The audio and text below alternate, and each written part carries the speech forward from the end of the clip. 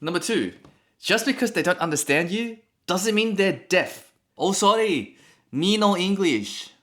How many times have you tried to help a patient that just can't really speak English? And you struggle to deliver a good service because you can't understand them and they can't understand you. In Sydney especially, we have such a diverse range of cultures that in any one city, you could speak to Vietnamese, Greek, Lebanese, Egyptian, Italians, you name it. There are so many cultures here and not all of them can speak fluent English. So on this video, I'm going to teach you the ways that I communicate with patients and clients who don't speak English that well. By the way, my name's Phil. I'm an ex-physiotherapist turned sales and communication coach, and I help you become a better clinician by improving your soft skills. Before we get into the tactics of communicating with non-English speaking people, I just want to make sure that we're all clear on this assumption. Just because somebody does not understand you does not mean they're dumb or somehow intellectually inferior.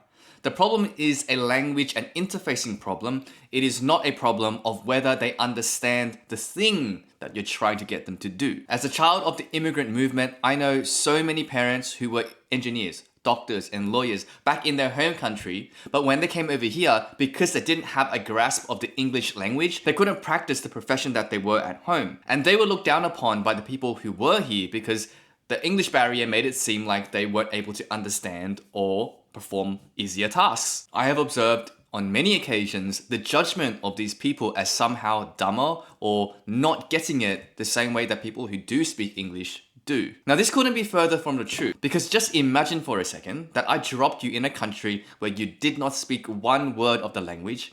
How would you understand other people? Would you think it's appropriate for them to label you dumb?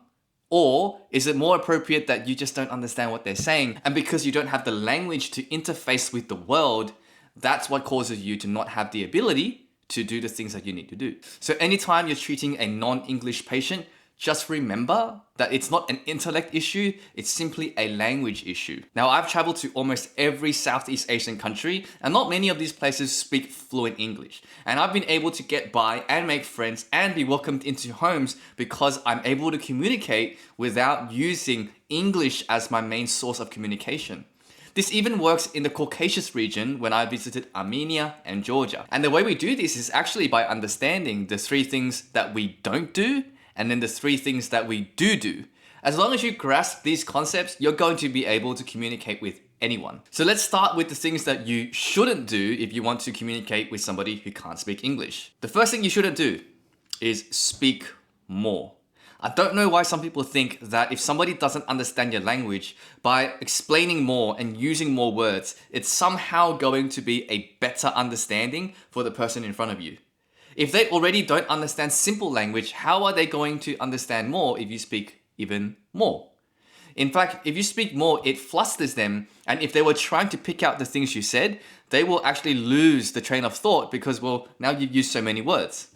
I remember I was at a first aid course and we had this one person who was clearly from either India or Bangladesh, and he probably didn't have a good grasp of the English language. Now the examiner decided to ask him to basically finish the written material or else he'll have to go home.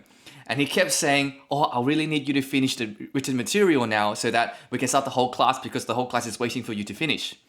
Can you imagine being somebody who just doesn't understand English and you have somebody speaking that quickly and that much to you in an environment where it's clearly an exam?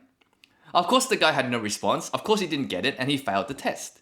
So to me, that was a clear case of the examiner and the teacher not having the ability to read the person in front of you. If they don't understand English already, speaking more is not going to help. Number two, just because they don't understand you doesn't mean they're deaf. Some people like to speak louder when people say, "I don't understand." Louder does not mean you're clearer. Louder just means you're louder. And the problem with going louder is, again, it makes the other person feel stressed because now they think you're yelling at them, which is actually really stupid. You want the person in front of you to be calm and collected so that you can explain things clearly and they understand. And the third thing you shouldn't do is to just repeat the same words over and over and over again. If you repeated your same phrase 3 times and the patient in front of you still doesn't seem to get it, repeating it more is not going to help. Clearly, they don't get what you're saying. So if you just keep telling somebody, does your back hurt? And there's no response. Does your back hurt? Does your back hurt? Does your back hurt? And they still don't respond. It's because they don't understand what that sentence means. So instead, you need to switch and say something like back hurt or back ow. These things are simple and maybe they don't make sense in English, but it might make sense to the patient. So stop repeating the same thing over and over again, expecting it to somehow get through to the patient. So now you understand what not to do when you're speaking with somebody who has an English speaking problem. So now all you have to do is just reverse engineer and do the opposite to what you're not supposed to do. So number one, speak less. If your patient speaks broken English, it's better that you speak broken English too. If you can get your meaning across in 3 words and not 10 words, you should go for 3 words. For example, if you want to say, do you have back pain when you bend over? That's grammatically correct, but it's quite lengthy.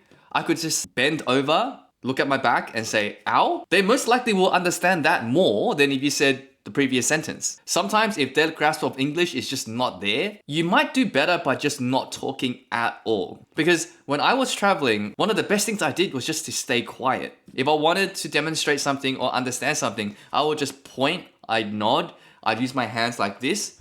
Because this actually makes more sense to the entire world compared to what you speak out of your mouth. Most people are quite appreciative of you trying to use your body to communicate with them by pointing, by nodding, by guiding them with your hands, as opposed to you just speaking more and more at them. Nowadays, you also have Google Translate, which is great. But the issue with Google Translate is a lot of things get lost in translation, and you might run into digital illiteracy, and it's also very slow. So if you're trying to communicate quickly, you might lose half your consult just typing back and forth on your phone. So you're better off just learning how to communicate with your body language. 2, speak evenly. Remember, speaking louder won't make anything clearer. Louder just makes things louder. You need to make sure that you display calmness, because your patient will bounce off the energy and body language that you give them, not necessarily what you're saying. If the patient senses that you are frustrated or you're annoyed, they will feel that, and it's even less likely that they're going to understand anything that you say. By the way, if you like this video, please make sure you hit subscribe and the notification button so you can see this whenever it comes up. And the third one is just to use really simple English words. And this is not just for people who don't speak English. This is actually for people who speak English too. Using fancy words only serves your own purpose of trying to display how much you know. People aren't after how much language you can speak. People are after what you can give to them in terms of intent and energy.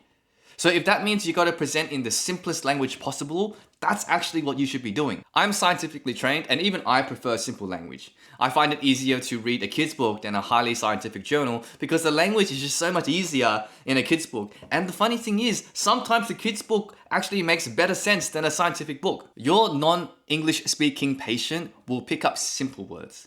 They won't pick up complex words. To conclude, just remember that people who don't speak English are very common anywhere you go, especially in Sydney. And it's your job to communicate and provide best quality care despite the language differences. First, remember what not to do, which is don't speak at them loudly, don't keep repeating the same thing, and stop speaking so quickly. Then keep things simple, stay calm, and rely on your body language and less on your words to get your message across. If you do these right, I guarantee you'll have a much better time communicating with all your non-English speaking patients. Thanks for watching, guys. I'll see you on the next video. Bye.